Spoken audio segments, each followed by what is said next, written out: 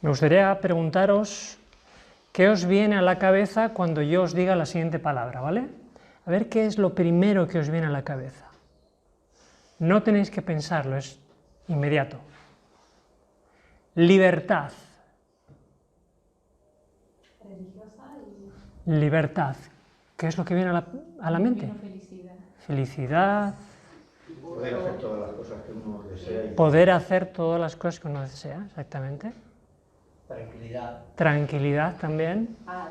Paz. Un paisaje muy verde, la montaña, el exterior muy abierto. Viajar. ¿Creéis que nos hace falta libertad en estos tiempos? ¿Sí o no? Sí. Vale, muy bien. Vamos a ver en esta mañana dos grupos de personas con las cuales Jesús se encontró, que fueron los que creyeron en Jesús y los que no creyeron en Jesús. Se pueden repartir así, ¿verdad? Entonces, voy a poneros en contexto un sábado, cuando Jesús va al templo y se va a encontrar con algo, digamos, sorprendente o fuera de lo normal. Estaba Jesús reunido y el texto bíblico, que luego os lo voy a dar, dice que todos vinieron a escuchar a Jesús y Jesús estaba enseñando. Y mientras Jesús enseñaba, algunas personas que se dedicaban a mirar los pecados de los demás habían encontrado a una mujer adúltera en el mismo acto y tal cual la habían cogido y se la ponen a Jesús delante. Cuando es sorprendida una persona adulterando no lleva mucha ropa, con lo cual imaginaros que cogen a una mujer con poca ropa y la traen al templo delante de Jesús.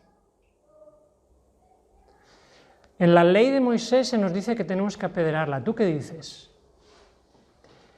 Estaban poniendo a prueba a Jesús, porque en realidad eso se resolvía en el Sanedrín, no en el templo, con un maestro que le llamaban a Jesús, con lo cual estaban colocándole en una trampa.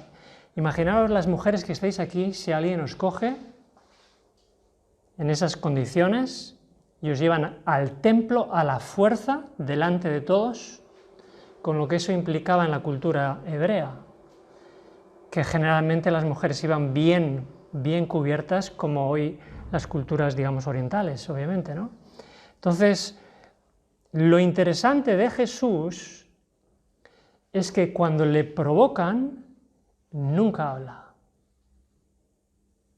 Jesús coge las palabras, se agacha y empieza a escribir en el suelo.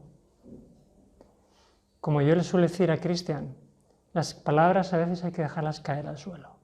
Jesús deja caer las palabras al suelo, se agacha y empieza a escribir. La historia es súper interesante porque en el enfrentamiento dialéctico que Jesús tiene con esas personas, cuando supuestamente le ponen a prueba, Jesús no dice nada, se agacha, toma su tiempo para responder y se levanta otra vez, y entonces después de que él no ha hecho caso de la presión de las palabras, número uno, se ha tomado su tiempo para responder, les dice: el que primero de vosotros esté libre de culpa, que tire la primera piedra, y vuelve otra vez a agacharse y sigue escribiendo. Y dice el texto que todos los que habían llevado a aquella mujer allá, uno a uno se fueron. Y si leemos el texto, dice que cuando Jesús se levanta otra vez, no había nadie, excepto la mujer y él. Y estaba lleno de gente cuando habían puesto a esa mujer allá. Bueno, el texto es como para estudiarlo, pero solo estoy introduciendo hacia dónde nos vamos, pero fijaros que es sumamente interesante que Jesús se preocupó más de la salvación de aquella alma que de su pecado. Es algo que debemos aprender también nosotros. Si es posible, siempre que sea posible, preocupémonos más de la persona y de su salvación que de su pecado. Y ahora os pregunto, ¿aquella mujer quería ir a la iglesia ese sábado? No quería ir a la iglesia. Aquella mujer fue forzada a ir a la iglesia en contra de su voluntad y la pusieron posiblemente en la peor circunstancia de su vida, medio desnuda, delante de cientos de hombres. ¿Qué es lo que ocurrió cuando todos ellos se fueron? Cuando Jesús se vuelve a levantar, le dice: ¿dónde están todos los que te acusaban? ¿Ninguno te ha condenado? Y ella responde: no, Señor. Palabra de respeto hacia el Hijo de Dios. No, Señor, ni yo tampoco te condeno, vete, no peques más. Si aquella mujer no fue a la iglesia el sábado por voluntad propia y la lanzaron a una situación sumamente complicada, pensemos que a veces la vida nos puede lanzar a situaciones muy complicadas para encontrarnos con Cristo. Una enfermedad, la muerte de una persona, una situación crítica, la pérdida de un negocio, la pérdida de amigos, cualquier cosa que no esperamos en la vida, mala, que nos lleve a encontrarnos con Dios, Dios lo ha querido así. Las cosas no nos ocurren a nosotros, ocurren para nosotros. Pensar bien eso, ¿eh? Porque a veces hablamos y decimos: me ha ocurrido esto, como si me cayera del cielo un ladrillo. No, las cosas para los cristianos nos ocurren para nosotros, para encontrarnos con Cristo, por muy malas que parezcan. Por muy malas que parezcan, ¿de acuerdo? Hay una cita de un libro, si alguien no lo ha leído, es una biografía de Jesús, deseada de todas las gentes, que dice: esto que ocurrió fue para ella el principio de una nueva vida, una vida de pureza y paz. Os pregunto, ¿esta mujer tenía pureza y paz antes de llegar a la iglesia ese sábado? No. La lanzaron contra la roca y se encontró con Cristo. Ella no hubiera imaginado esa mañana que se iba a encontrar con el Hijo de Dios, medio desnuda, sin quererlo.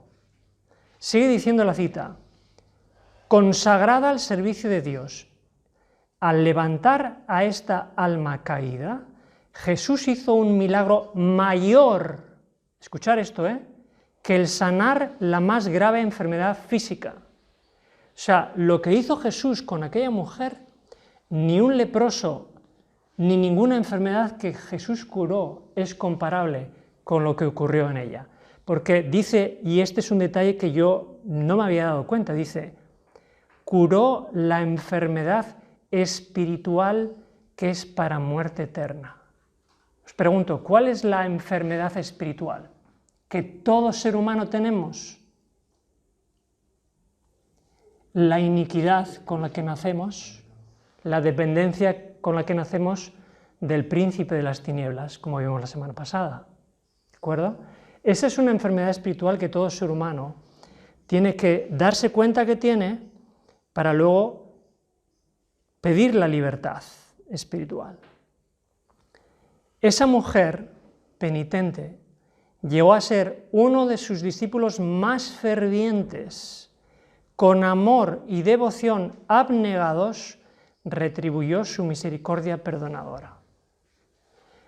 Y para los que quieran libertad de verdad, y en este mundo se habla mucho de la libertad, y vamos a ver un texto bíblico que es el más pervertido del Evangelio posiblemente, pero para los que realmente quieran libertad, sigue diciendo en la página 431, en el cambio que se produce cuando el alma se entrega a Cristo, existe la más completa sensación de libertad. La más completa sensación de libertad es espiritual. no es material ni es carnal.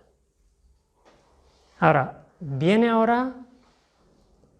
uno de esos textos bíblicos que peor se han comprendido de todo el Evangelio, porque casi inmediatamente después de este acontecimiento, dice el texto, estamos en Juan capítulo 8, que un grupo de creyentes, escuchar bien esto, un grupo de creyentes, después de que ha ocurrido todo esto, va Jesús, repito, creyentes, y le pregunta, maestro, ¿esto qué pasa? A ver, queremos hacerte alguna pregunta. Y Jesús a los creyentes les dice lo siguiente, si alguien quiere leerlo, Juan 8:32, el texto posiblemente peor interpretado del Evangelio. Conoceréis la verdad y la verdad os hará libres. Este texto hasta los revolucionarios y los políticos utilizan este texto, porque ellos utilizan el concepto de verdad y de libertad completamente diferente a lo que Jesús realmente quería decir. Porque creer en Jesús, en primer lugar, es conocerlo. Conoceréis la verdad. ¿Recordáis ese otro texto que dice Jesús en Juan 14:6? Yo soy la vida. Yo soy el camino, la verdad y la vida. Bueno, vamos a colocar eso ahí. Cuando Jesús está diciendo conoceréis la verdad, y la verdad yo os haré libres. Y ahora la pregunta que yo os hago es, ¿cómo es posible que Jesús a un grupo de creyentes les esté diciendo en el futuro seréis libres cuando me conozcáis? Y los judíos que estaban escuchando a Jesús captaron inmediatamente lo que Jesús quería decirle. Fijaros lo que le respondieron. Si os fijáis bien, ellos van a decir, versículo 33, jamás hemos sido esclavos de nadie. Lo que quiere decir que ellos habían entendido bien, que lo que Jesús les decía, sois esclavos. Y los judíos responden, nosotros no somos esclavos de nadie porque somos hijos de Abraham. Ellos le dicen, nosotros somos hijos de Abraham. Pero Jesús les dice, vosotros sois esclavos, curiosamente. Hoy nosotros, como cristianos, podemos pensar que somos creyentes y Jesús decirnos, eres esclavo. Hasta que tú no me conozcas a mí como el Hijo de Dios. Y conocer, este es un dato importante, porque nuestra cultura occidental es una cultura griega de conceptos, de ideas, de doctrinas. Conocer a Jesucristo no son doctrinas. Conocer a Jesucristo es conocer a la persona de Jesucristo. Y va a haber muchos teólogos que se van a perder porque no conocen a Jesucristo, a pesar de que conocen la letra de la Escritura. Por eso, insisto, cuando Jesús te estaba diciendo, conoceréis la verdad y la verdad os hará libres, estaba diciéndonos también a nosotros, vosotros los cristianos del siglo XXI, que estáis a punto de recibirme en la segunda venida, si no me conocéis, todavía sois esclavos. ¿Esclavos de qué? Eso es lo que les va a decir ahora mismo. Fijaros que dice Jesús en el versículo 34, el que quiera seguir, estamos en Juan 8:34, todo aquel que comete pecado es esclavo del pecado. Así que, versículo 36, si el Hijo os libertare, seréis verdaderamente libres. Y Jesús está hablando de la libertad espiritual, no de la libertad que hablan algunos políticos, revolucionarios, filósofos que han utilizado este texto bíblico. libertad espiritual. Si tenemos algún pecado que nos domina, somos esclavos del pecado. Si somos esclavos del pecado, no hemos conocido todavía a Cristo. Según él dice en este capítulo 8, que tendríamos que memorizar, recordar, la palabra libertad tiene 8 letras, Juan capítulo 8. Por cierto, este capítulo es muy interesante estudiarlo junto con Romanos 8 y 8, porque en Romanos 8 se nos habla de la liberación del pecado a través del Espíritu. Y ahora viene, cuando Jesús les habla a este grupo de creyentes, insisto, ahora viene Jesús hablándoles de una forma todavía más directa. Cuando yo leía antiguamente este texto que ahora vamos a leer, yo pensaba que Jesús estaba insultándoles. Pero Jesús no estaba insultándoles. Si seguimos el hilo de la conversación, y todo esto en el templo, todo esto sigue en el templo, esta conversación. Si seguimos el hilo, este grupo de creyentes empieza a resistir a Jesús, empieza a hacerle una argumentación en su contra, empiezan a hablarle mal a Jesús, le dicen algunas cosas que son muy poco educadas, y en un momento dado, fijaros bien lo que Jesús les dice. Versículo 44. Vosotros sois de vuestro padre el diablo. ¿Cómo puede Jesús decir a un grupo de creyentes, vosotros sois de vuestro padre el diablo? Los que me escuchasteis la semana pasada sabéis por qué. Porque cuando una persona está bajo la influencia de Satanás y vive dominada por un pecado, sea cual sea, puede ser externo o interno, estamos bajo su influencia y dice Jesús que de alguna forma todavía el diablo es nuestro padre. Y termina este relato en Juan 8:53, los creyentes, dice, tomaron entonces piedras para arrojárselas, pero Jesús se escondió y salió del templo y atravesando por medio de ellos se fue. O sea que los creyentes en el templo de Jerusalén quisieron apedrear a Jesús. Ahora la pregunta que os hago, ¿realmente eran creyentes en Jesucristo? No eran creyentes en Jesucristo, porque nadie se atreve a burlarse o a insultar a Jesucristo o a intentar apedrearlo.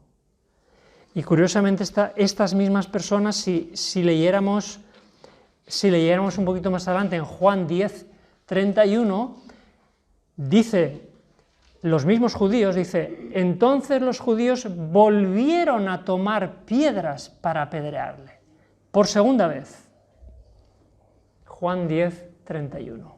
Dice el libro que he mencionado antes, El deseo de todas las gentes, todo el que rechaza entregarse a Dios está bajo el dominio de otro poder. Su mente está bajo el dominio de Satanás. Todo el que rechaza, y yo creo que ninguno de los que estáis aquí rechazáis, porque si no, no estaréis aquí.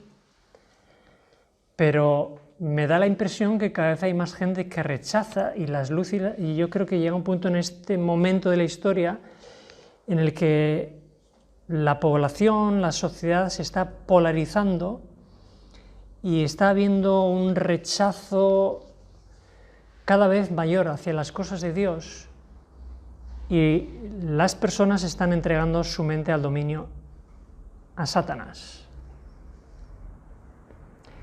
Y el día que nosotros creamos completamente en el Hijo de Dios y vivamos como el Hijo de Dios, entonces intentarán apedrearnos a nosotros. Porque los espíritus que había en juego entonces son los que están en juego ahora mismo. Son los mismos espíritus. Fijaros que todo esto ocurrió en el templo. Y a veces hemos creído que el hecho de ir al templo nos da una garantía de que nos encontramos con un grupo de santos. Ir al templo no es ninguna garantía. Y de hecho, aunque a veces algunos creen que si vas al templo estás salvo y si no vas al templo estás perdido, eso es una forma de idolatría en realidad. ¿Cómo saber si realmente nosotros somos libres? Porque estamos hablando de libertad espiritual.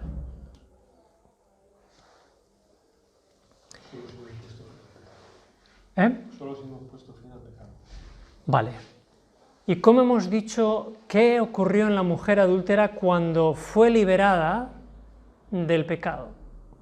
Hemos leído la cita que dice que ella tenía, concretamente la cita dice que esto fue para ella el principio de una nueva vida, una vida de pureza y, escuchar esto, paz. Cuando una persona está bien con Dios, uno tiene paz y uno transmite paz. Cuando una persona no tiene paz, hay un nerviosismo constante, hay una inquietud constante, porque algo se está cociendo dentro. Es como una olla que está cociéndose, que de repente, ¡pum!, salta la olla. Entonces, si queremos examinarnos a nosotros, cada uno en su casa, que ore a Dios y que piense, yo tengo paz. Hay paz en mi corazón. ¿Realmente? Pero yo no hablo paz aquí. No. Paz cuando estoy en situaciones difíciles. Ese es el momento. Cuando vienen a provocar a Jesús, a provocar una trampa para ver si cae, cuando está presionado por fariseos, por saduceos, por el otro, cuando le meten presión a Jesús, nunca perdió la paz, porque no había pecado en él tampoco. Así que la ausencia del pecado en la vida de uno le da paz interior. Y esa paz, igual que Cristo la transmitía, nosotros tenemos que transmitirla. Eso, en la medida que vamos desarrollándolo y en la medida que el Espíritu Santo va limpiando nuestros corazones y nuestras almas, va colocando paz en nosotros, que es parte del fruto del Espíritu: amor, gozo, paz. Todos en algún momento de nuestra vida vamos a tener que caer sobre la roca que es Cristo. Aquel día María Magdalena fue estrellada contra la roca. Ella ni lo esperaba. Y en ese choque, que fue fortuito, imaginaros vosotros corriendo a toda velocidad, y que a esa velocidad chocáis contra una pared. O sea, decirme cuál sería el resultado. Quedas destrozado. Eso es lo que ocurrió en María y eso es lo que tiene que ocurrir en nosotros. Dios puede permitir que choquemos contra una roca que haya en el camino de nuestra vida para hacernos pedazos, para abrirnos una brecha, para sangrar, para que haya esa transformación que hubo en ella y llevarnos de las tinieblas. Tenemos un accidente, vamos a llamarlo así, tenemos un accidente y pasamos de las tinieblas a la luz, por medio de algo traumático. Hay un versículo en la Biblia que nos viene a la perfección para el tema que estamos estudiando, que sinceramente ahora lo he entendido mejor que nunca. Porque Israel, el patriarca, antes de morir, bendijo a José y a sus hijos. Y hay dos versículos que resumen la vida de un ser humano. Y fijaros qué bien, porque en la primera parte del versículo, Israel resume la parte de la vida que hemos vivido inconscientes y al margen de Dios. Y la segunda parte es la vida con Dios. Fijaros qué le dice Israel a José y a sus hijos. Génesis 48:15. Dice así: el Dios que me mantiene desde que nací hasta hoy, todo ese tiempo fue inconsciente, Yo no era consciente de que Dios me mantenía cuando yo nací. Dice, el ángel que me libera de todo mal, el Dios que ha estado conmigo desde que nací, cuando yo ni siquiera tenía conciencia de que existía un Dios, yo vivía en la iniquidad, yo vivía en mi vida pasada, Dios estaba conmigo. Es lo que les dice Israel a José y a sus hijos. Y en la segunda parte de mi vida, después del trauma, después de chocar contra la roca, el ángel que me libera de todo mal. El texto este, el 16, no dice el ángel, fijaros que está en mayúsculas. Fijaros que la palabra ángel ahí está en mayúsculas. Está hablando de Cristo. Cristo, dice, me libera de todo mal. Cristo no me libera de algunos pecados y de otros no. Dice el ángel, si yo creo en Cristo, si yo conozco a Cristo. Como les dijo Jesús a aquellos judíos, si el Hijo os libertare, seréis verdaderamente libres. Tenemos que creérnoslo. Porque hasta el día de hoy hay cristianos que dicen, no, yo tengo este pecado, mis padres, y cuando Jesús venga, vendrá con una varita mágica para quitarme los pecados que aún tengo pendientes. Esclavos de Satanás, que no creen en el poder de Dios y que cuando venga Cristo será demasiado tarde. Y cuando hablamos de esclavos del pecado, como hemos visto, estamos hablando de esclavos de Satanás. Porque en realidad, como dijimos la anterior vez, cada pecado nos esclaviza y está simbolizado por una cadena que va a la mano de Satanás. Cada uno de los pecados. Así que tenemos en realidad, según el Evangelio, dos clases de liberaciones. Una es la que Cristo hará cuando venga a la tierra. Nos va a liberar de este cuerpo imperfecto, lleno de enfermedad, de defecto, pero antes de que ocurra esa liberación corporal, tiene que haber una liberación espiritual, como la que ocurrió en María y la que ocurrió en sus discípulos también. Y que nadie se desanime porque nadie, ninguno de los que estamos aquí, ningún ser humano ha caído tan bajo que Dios no lo puede liberar del pecado. Todo ser humano puede ser liberado. Termino con una cita, en el mismo libro que he mencionado, página 431-432. No tenemos poder para librarnos a nosotros mismos del dominio de Satanás. Repito, no tenemos poder para librarnos. Y os voy a poner un ejemplo. ¿Alguien aquí alguna vez, los que no habéis montado en caballo, quién de vosotros no ha montado en caballo? Vale, vamos a pensar, Cristian, que te montamos en un caballo. Y entonces tú no sabes montar en caballo. Y tú le dices al caballo, como te imagines, vete para allá. Y el caballo, al contrario, para allá. Y tú pegándole de alguna forma, pero el caballo se va para donde tú no quieres. ¿Sí o no? Tú tendrías que aprender a montar a caballo para poder conducir un caballo, ¿verdad? El cuerpo es el caballo y nosotros vamos montados encima. Nuestra mente es el cuerpo del jinete. Pero si no sabemos dirigir el caballo nos lleva a donde quiere. El cuerpo nos lleva a donde quiere, porque no sabemos montar a caballo. Nadie nos ha dado la fuerza espiritual para montar a caballo. ¿Me entendéis el ejemplo? No sabemos montar a caballo. No hemos nacido sabiendo dirigir un caballo, que es el que tenemos como cuerpo. Por eso el caballo se desboca. Imagínate un caballo desbocado y tú encima, que no lo puedes frenar. Así somos los seres humanos, como caballos desbocados, muy peligrosos. Por eso a veces los seres humanos somos peligrosísimos, porque nos desbocamos.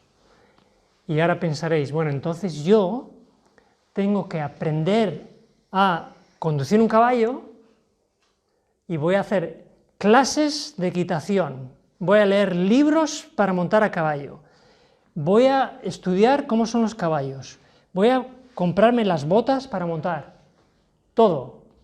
Y yo aprendo a cabalgar. Eso es imposible. Eso es imposible. Esa es la figura del fariseo, que quiere aprender, quiere por su esfuerzo hacerlo todo bien, y quiere y lee libros y estudia, pero el caballo se le desboca. El caballo se desboca, por mucho que uno estudie, porque hay teólogos que han estado toda su vida estudiando la Biblia y el caballo se les desboca. No pueden, porque tiene una naturaleza superior a la de cualquier ser humano. Entonces diréis, bueno, y Juan, ¿y cuál es la solución entonces? Esta es la solución. Cristo conduce el caballo y yo voy detrás de pasajero. Esa es la solución. Amén. Cristo en mí. Ya no viva yo, mas viva Cristo en mí. Todos los versículos encajan con el ejemplo del caballo. Yo no puedo ser jinete de mi cuerpo. Cristo a través del Espíritu es el que dirige mi vida. Yo voy detrás montado. Si yo dedico toda mi vida a estudiar la Biblia y a aprender de memoria las Escrituras, no podré conducir el caballo y se me va a desbocar. Lo que es lo mismo que viviré todavía en pecado. Lo que es lo mismo que todavía soy hijo del diablo. Pero Cristo vino a liberarnos de esa dependencia. Y esta es la última cita. No tenemos poder para liberarnos a nosotros mismos del dominio de Satanás. No tenemos poder. No luchemos contra Satanás porque no podemos.